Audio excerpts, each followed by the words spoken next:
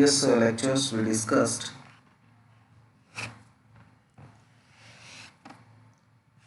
some barriers when we are administering any dosage form may cross several biological barriers and finally it reaches to their therapeutic target site or therapeutic site and which produce or it elicits their pharmacology. Okay,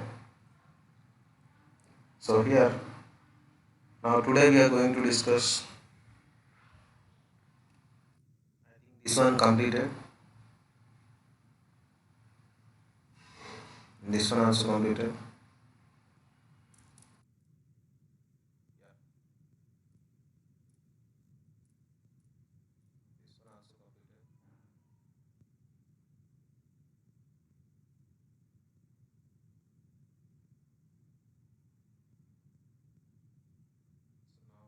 We yes.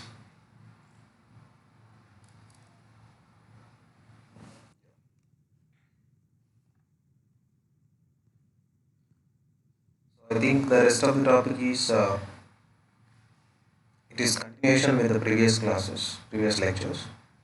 So that is the topic name barriers in the bloodstream. So here in the bloodstream, three barriers which affect the drug substance. Three kind of barriers throughout the entire bloodstream. So there is a chance in each of these barriers which can reduce the free unchanged drug substance or the amount of free unchanged drug in systemic circulation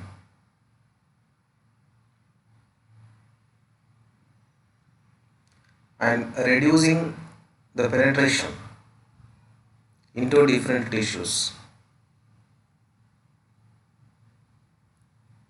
Okay, so these barriers which may reduce the free unchanged drug concentration in a systemic circulation and reducing the penetration into different tissues of the body. So those barriers are, the first one is enzymatic hydrolysis.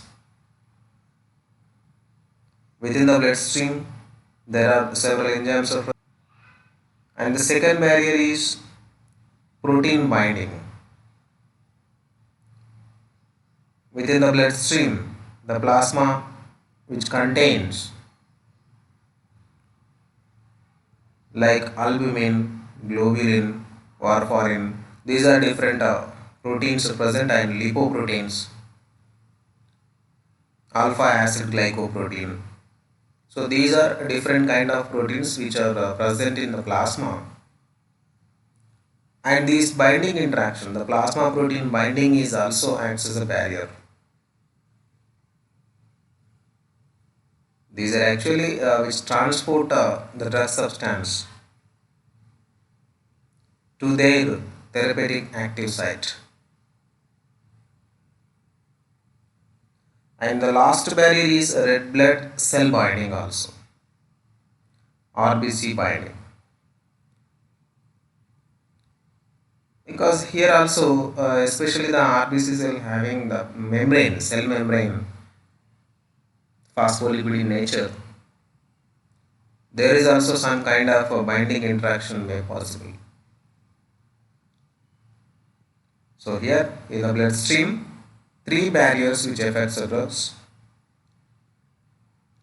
One is enzymatic hydrolysis and plasma protein binding, red blood cell binding, red blood cell binding, RBC cell binding. The next one. So let us discuss one by one. I will explain. Then the first one is a plasma enzyme hydrolysis. large number of enzymes which are present in systemic circulation or within the blood for ordinary functions. So the large enzymes may which includes cholinesterase, aldolase, lipase, dehydropeptidase, alkaline and acid phosphatases. Alkaline phosphatase and acid phosphatases. Glucuronidase, glucuronidase and dehydrogenase and phenol sulfatase.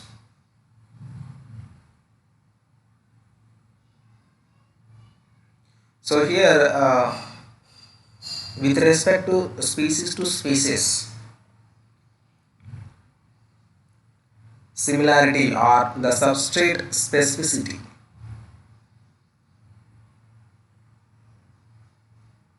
Substrate specificity of the particular enzyme and the concentration of the enzyme, that is what the relative amount of these enzymes from one species to other species it may vary.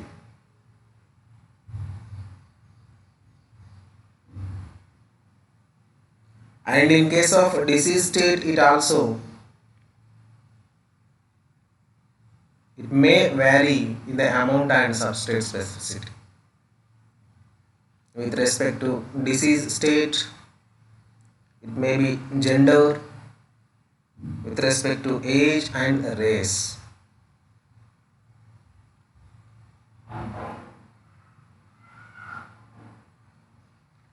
So here a drug molecule may also be a substrate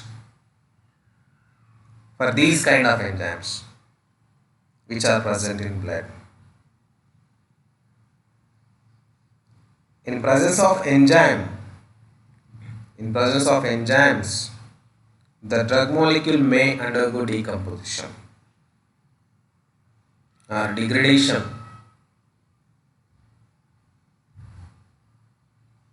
So especially the hydrolysis process, hydrolysis reaction, it is the most common reaction, most common type of reaction in plasma enzyme hydrolysis or in the presenting enzymes with which are in plasma. This is what about just plasma enzyme hydrolysis.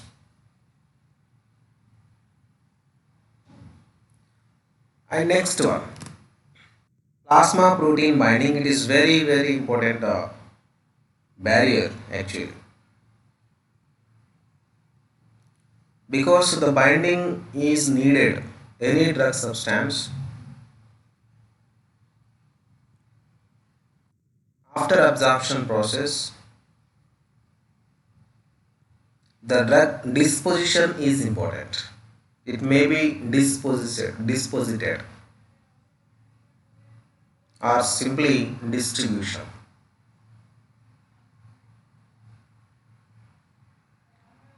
For that distribution process, drug substance need a particular carrier system. So here plasma containing proteins which are acting as a carriers.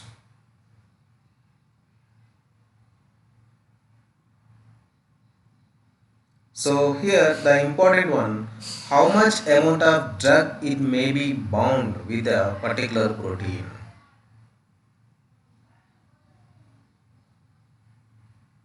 And what is the amount, how much amount which is free, unbounded form.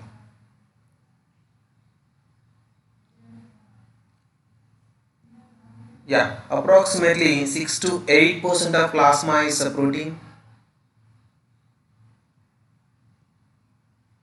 and a large percentage of this it serves as a carrier protein. for naturally occurring compounds. Mostly 6 to 8% of plasma is the protein. So these proteins are, it serves as carrier proteins.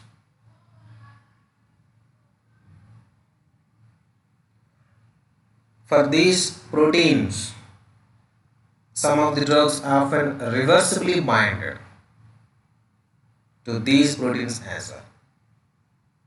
So that reversibly binding, which reduces the concentration of free drug in solution form. So once the free drug may be bounded or which interfered, which binded with a particular protein, so now bound drug substance is available. Just you observe, initially particular concentration at time 0, at a particular initial concentration is high in the form of solution within the plasma. So the binding interaction with the protein was initiated. Initially solution form is higher content, but slowly your drug substance may bind with a particular protein. So at that time, from 0 to 1, just assume. The next, after some time, the free drug substance which is binded with a particular carrier protein. So what is the actual concept here? The free drug substance, it slowly decreases in solution or within the plasma because it undergo binding process or it binded with a particular protein.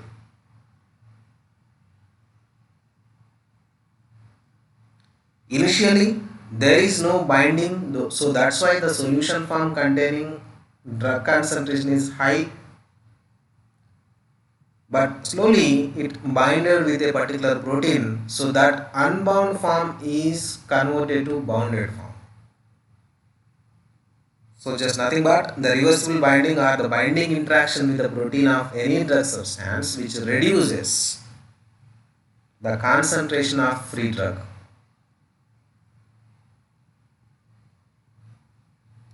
But the important parameter, the important factor here,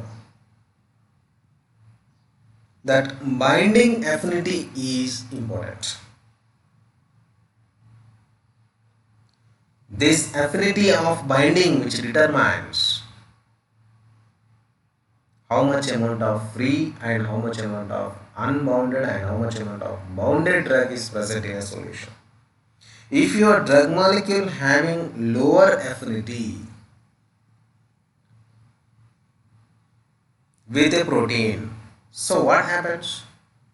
If your drug molecule is having high affinity, that is one case, and in another your drug molecule is lower affinity with a protein. So in both cases the ratio may be different. If it is a faster binding or affinity is more, then free drug faster rate it decreases. It completely converted into bound one. If your drug having low affinity with a protein,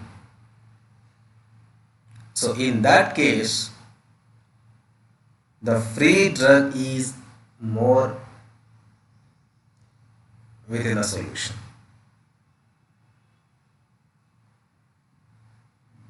But actually within the plasma there is a high capacity for drug binding in the plasma.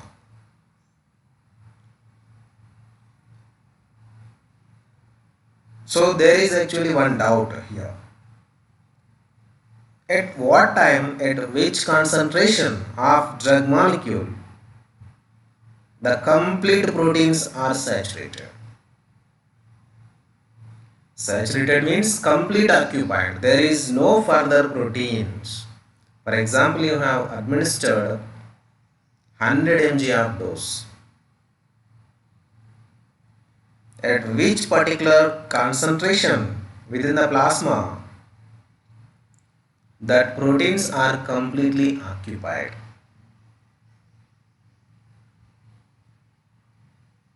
That will decide how it is the capacity of a proteins, either higher capacity or lower capacity. It means the lower capacity means it immediately saturated.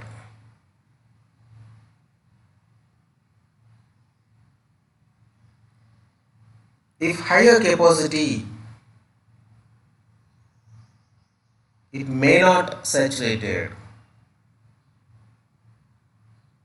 So here there is a high capacity for drug binding within the plasma, and it is normally not saturated unless the drug concentration is very high with a large doses cases.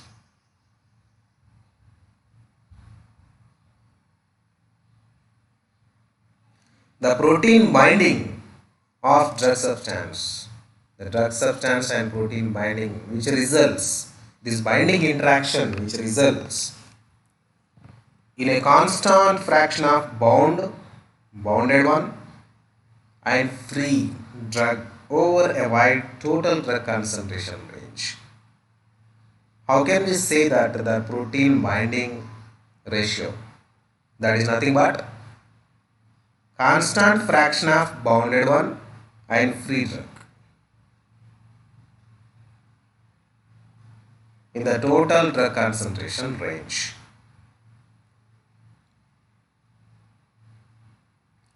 So the concentrations of plasma proteins can vary with the disease state and age. So there are three types of binding proteins which are present in plasma. One is albumin, alpha acid glycoprotein, and lipoproteins. So let us discuss one by one. Albumin, so it is also called as HSA, human serum albumin. So each and every protein having sites, active sites, are the binding sites. Exactly where is the only the drug molecule it can bind. Not only drug molecule and some other nutrients also. So human serum albumin has at least 6 binding sites.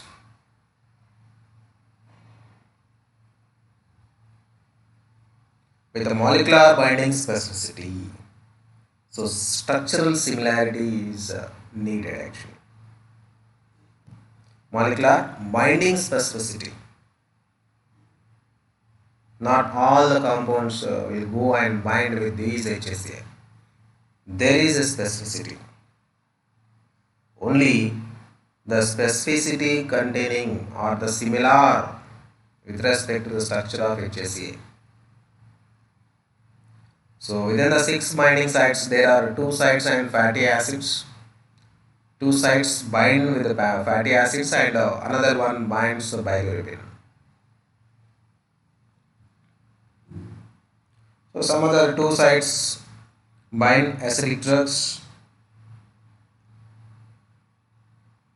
and warfarin and phenylbutazone, these drug substances which bind at one site.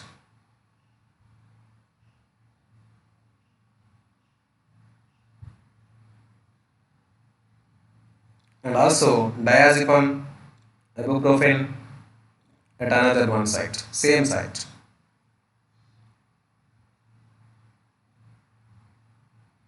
Other drug substances can also bind to another sites on human HSA. or human serum albumin. This is what just introduction about the HSA. How many binding sites are there? Okay. So next protein, that is alpha acid glycoprotein.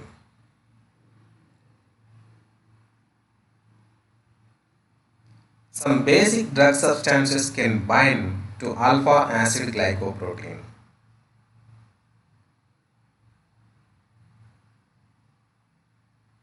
So this protein has one binding site only.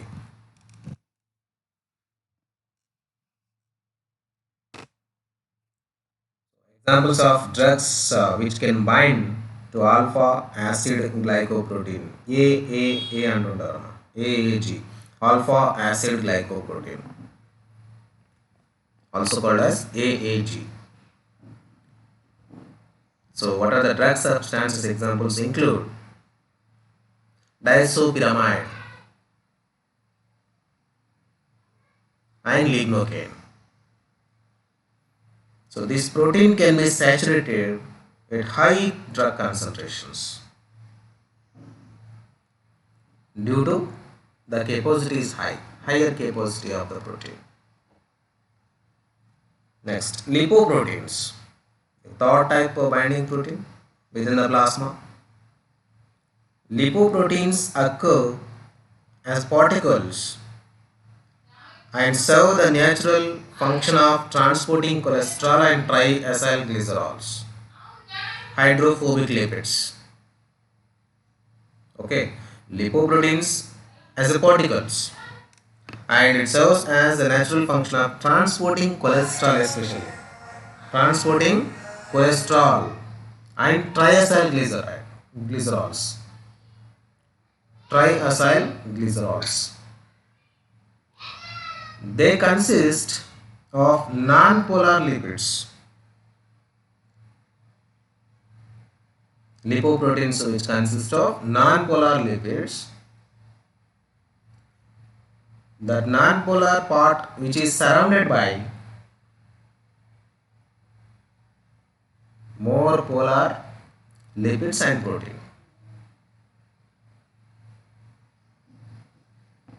So here the binding of drug molecules which involves non-specific lipophilic interactions or lipophilic interactions. It is not like that HSA. So in case of HSA, there is a specificity. But here the binding of drug molecules involves non-specific lipophilic interactions. Okay.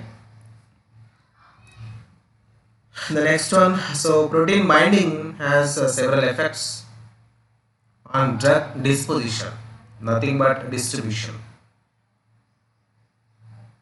So which can have complex and counteracting effects. So just you look at this first example. So there is a binding concept here. Only unbound free drug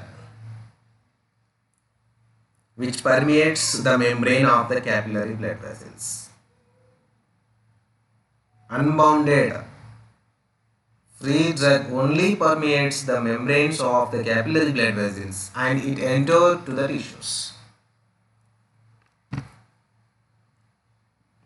Okay. But the drug must reach a therapeutic concentration in the tissues to produce the desired pharmacological action. That is what therapeutic range and therapeutic range and therapeutic window. At a particular maximum concentration, it's showing their pharmacological actions only. The drug must reach a therapeutic concentration. Therapeutic concentration is nothing but at a concentration. It shows their maximum pharmacological actions. Therapeutic concentration at the target site. So the free drug in the tissues reaches equilibrium with the free drug in the plasma. Like same absorption criteria, a semi-permeable membrane is there outside of the semi-permeable membrane and inside of the semi-permeable membrane. That may be equilibrium. It is a process, a movement of process. So here also, the free drug in both sides. One is within the plasma and another one is within the tissues. So from that plasma, with the help of the binding interaction, the drug molecule it may transfer or transported to different kind of tissues. So how much amount of free drug is present? That is the concept. The free drug in the tissues which reaches to equilibrium with that of the plasma. Thus, high binding which limits.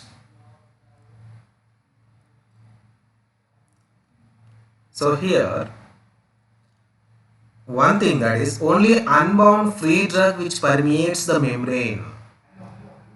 That is the first criteria actually. First restriction. So here, if it is a low binding interaction and high binding interaction, two cases are there. In low binding interaction, that protein immediately it transported and the drug molecule easily it can loses their binding site of the protein and it enters into tissue. That is in case of low binding. Whereas strong binding or higher binding, high binding. In case of high binding, which reduces the free drug concentration within the tissue. It not that much enters, not that much of amount of drug which enters into tissues because it's high affinity, higher binding. So that high binding which reduces the free drug concentration in tissue.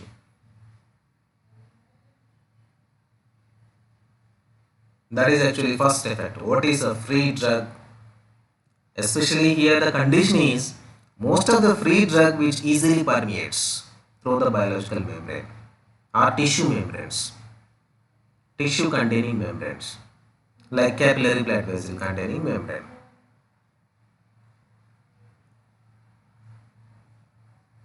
But the free drug within the tissue equilibrium with the free drug in the plasma. When it will be reached, that depends on the equilibrium concentration depends on the binding interaction, how much it is, either high binding or low binding.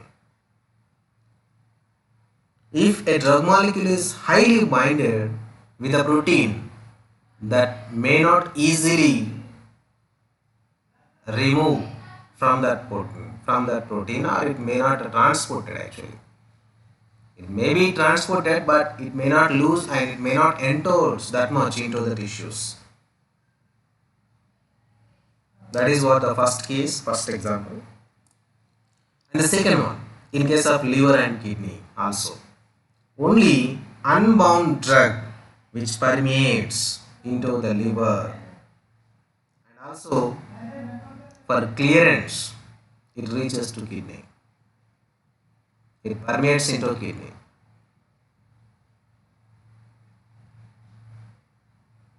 Thus, high binding also here in this case also higher binding which reduces the clearance process. It reduces the clearance of that drug substance.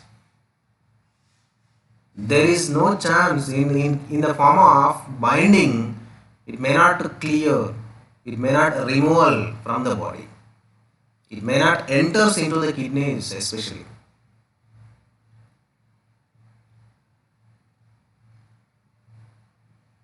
Up to the in front in before at the side of the kidney tissues, that is bounded one.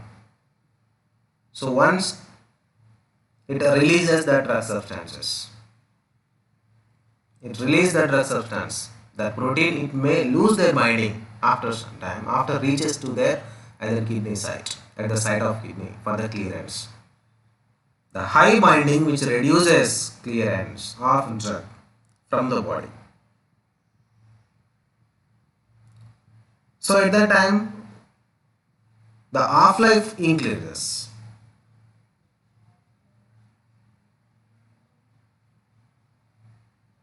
These two are inversely proportional. If the clearance is very high, the half-life is low or lesser half-life. The clearance is very low, then half-life may increase. Within the body, the drug molecule may spend more some other time. Okay. And the last one is kinetics and affinity. Kinetics and affinity of binding are important here.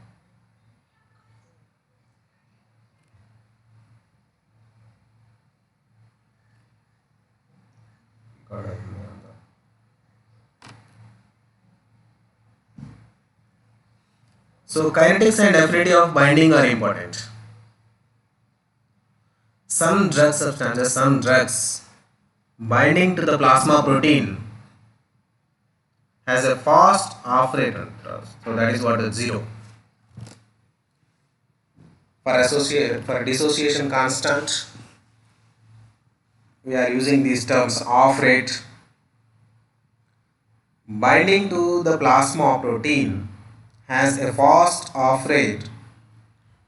At this rate, free drug which decreases, free drug depletion from plasma into tissues. So which results in a rapid re-equilibration of the concentration of free drug within the plasma.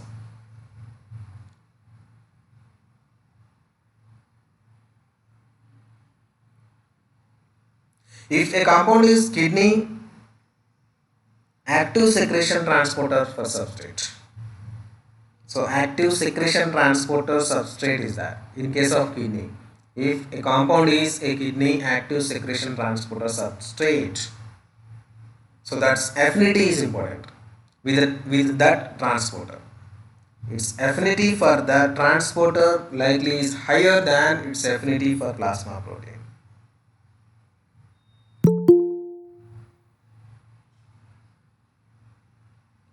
If re-equilibration is fast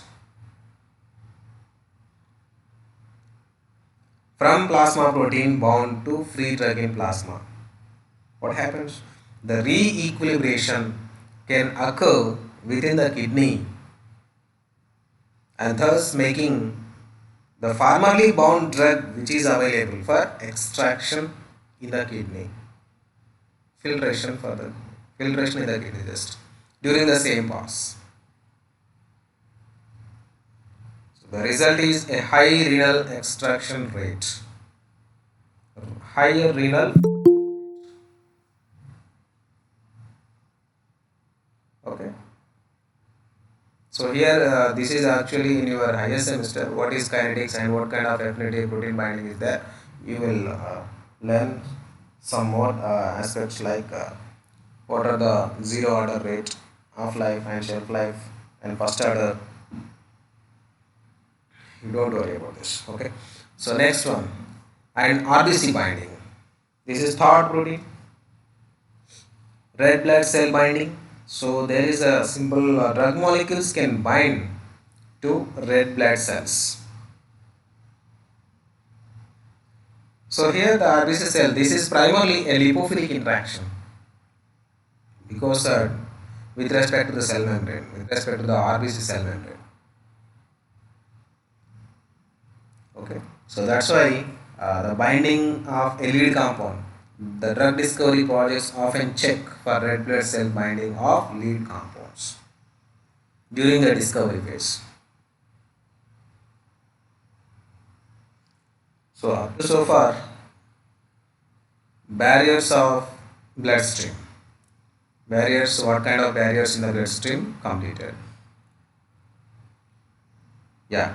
Once again, I will repeat those are just outlines. So within the bloodstream, three barriers are there. One is enzymatic hydrolysis and plasma protein binding and red blood cell binding. Okay. So plasma enzyme hydrolysis with respect to the enzymes, these are different kind of enzymes which are presenting in plasma. So mostly the common type of reaction is hydrolysis in presence of hydrolysis. Okay. Then plasma protein binding. So this is what just introduction what is free drug within the plasma and unbounded drug also called as. Okay. So how much it is bounded one, just terms what is bound nature and what is unbound nature and what is the saturation. So this is what the first protein human serum albumin, alpha acid glycoprotein, lipoproteins. These are effects. Last one is last barrier in that bloodstream, that is RBC cell binding. Okay. So another topic, barriers in the kidney.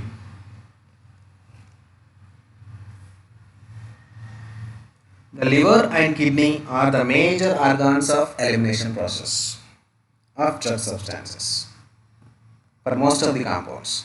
Okay.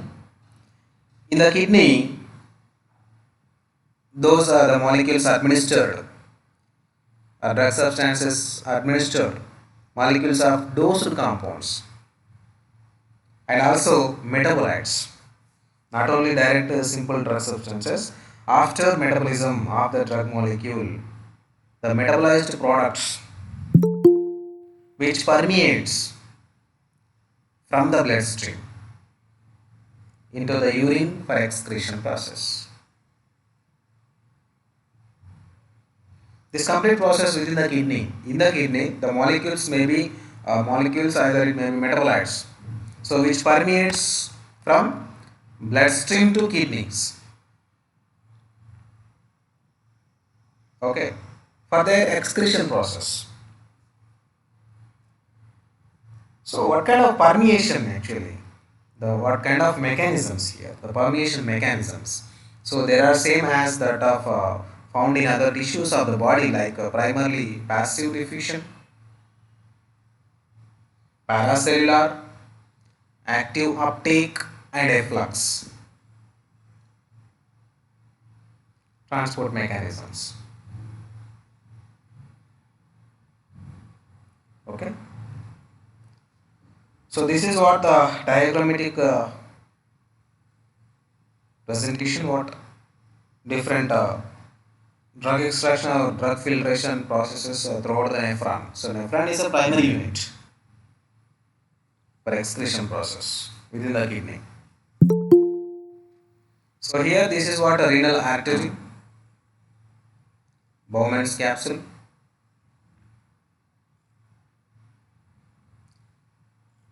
Yeah, Bowman's capsule here. And this one is what Henle's loops and distal convoluted distal tubules and proximal tubule. Okay. So this indicates this complete arrow mark indicates passive glomerular filtration where it is Bowman's capsule like here within the glomerulus and active secretions where it is proximal tubule at the location at the site of proximal tubule active secretion and last here from this convoluted tubule, distal convoluted tubule. One is the lower ending ascending, another one is the descending lower distal tubules. So up to distal tubule, the complete passive and active reabsorption into blood. Is there any proteinous molecules or RBC cells? Those all are maybe especially water. The amount of more content of water may be reabsorbed into the body or system circulation. to collecting tubule. So from here, after distal tubule to collecting tubule, ureter, and for the bladder for excretion process. It enters into the bladder. Here two are there. This is what venous. Renal vein is there and artery is there. So here the Bowman's capsule. Most of the drugs are excreted or filtered. So here the first filtration process will take place within the capsule. Okay. So just I will discuss one by one. Then the primary unit. What is that? Kidneys law. So renal elimination is the nephron is the primary unit. The kidney contains thousands of nephrons. The first stage of renal elimination is filtration within the capsule, Bowman's capsule.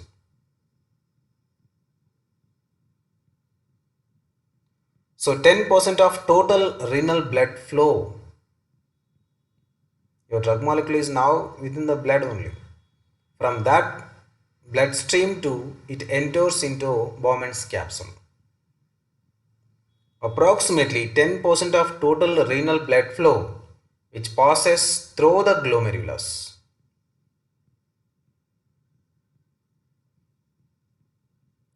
So within the glomerulus part, there are a complex mesh of blood capillaries. A complex mesh of blood capillaries are present.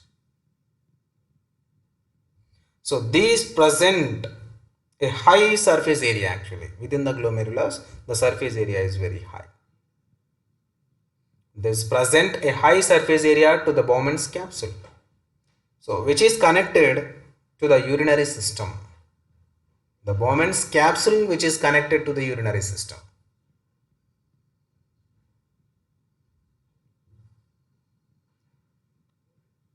So here the membranes of the Bowman's capsule have loose junctions. Loose junctions nothing but the gaps may be present. The space is there, some space is present. Loose junctions. That loose junctions which allow a high rate of paracellular permeation of water. Paracellular. Okay. Within the transportation mechanisms, paracellular mechanism is there. So here that loose junctions which allow a high rate of paracellular permeation of water, drug molecules and other blood components. Except proteins and different kind of cells like RBCs. So from this glomerulus part, the molecules can also permeate passive mechanism.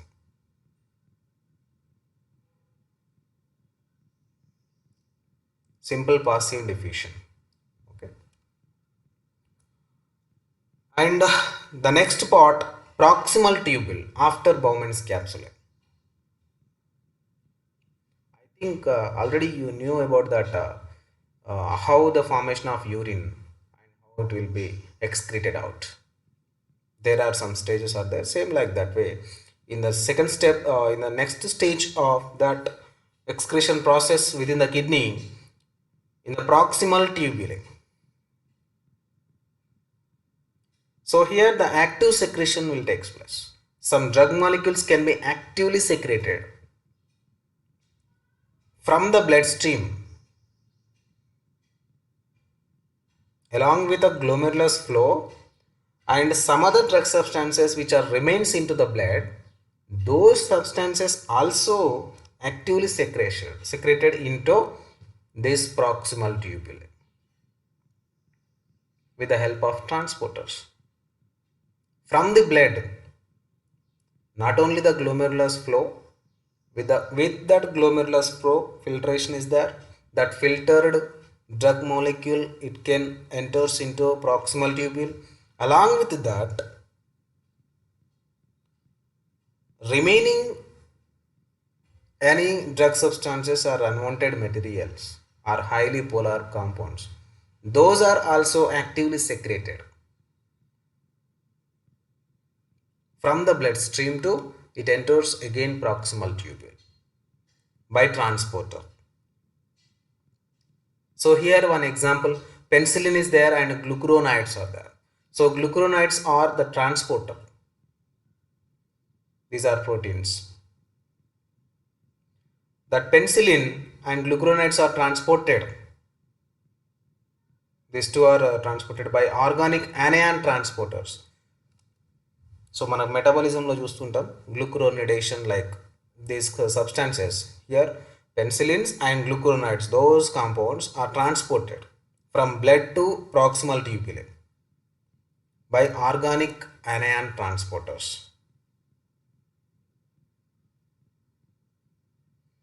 And some other highly lipophilic drugs, morphine and procaine, or especially morphine and procaine, are transported by organic cationic transporters from blood to proximal tubule. And digoxin, it's a cardiovascular this drug substance used to treat congestive heart failures. Digoxin is transported by P-glycoprotein.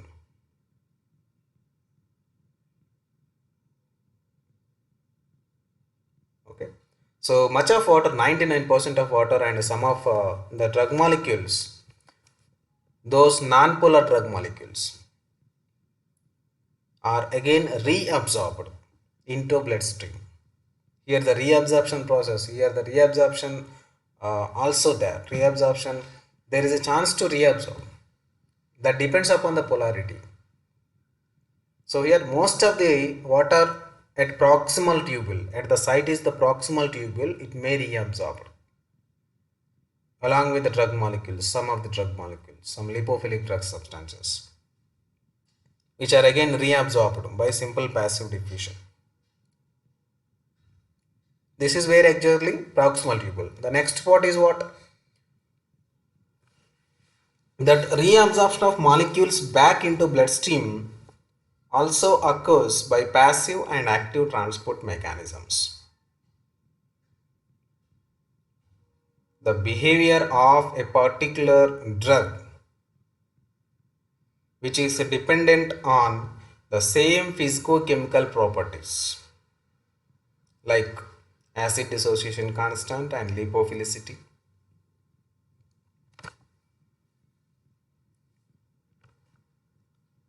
And transporter affinity also important here. What kind of transporters that drug substance needed for their excretion process. Otherwise, it cannot reach to either proximal tubule. It does not enter into glomerulus part.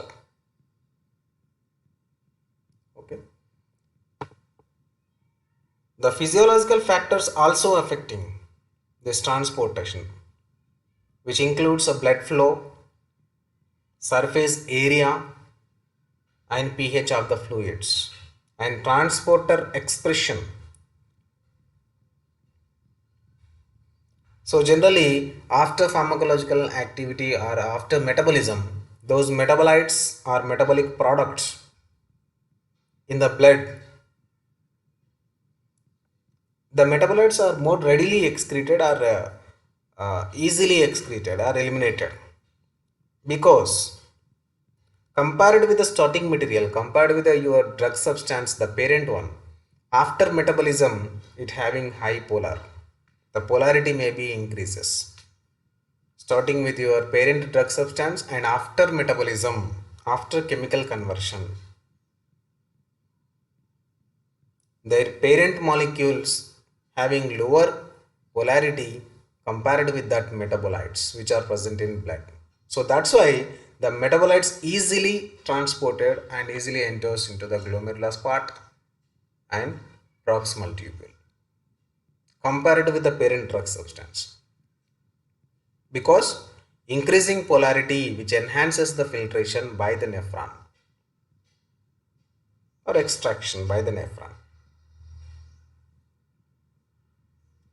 So after that, finally that urine flows through the ureter to the bladder. From that bladder which is excreted. Yeah.